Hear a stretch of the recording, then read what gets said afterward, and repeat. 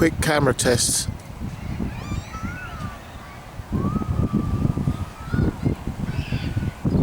I've set the exposure for detail in the sky, but I'm practicing the camera movements.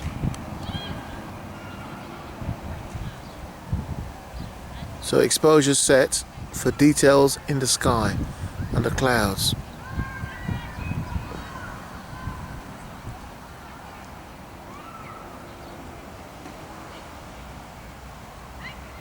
I'm practicing without any Steadicam accessories, panning the camera from left to right.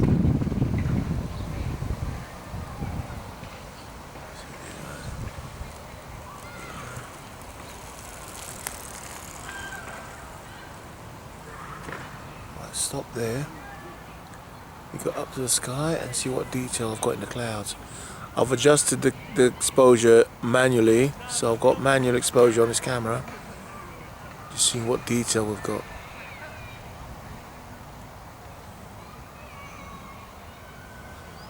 I want to practice with a cheap camera like this one, the SONY CX 190E camcorder. Just practice it with this camera and get the maximum out of it.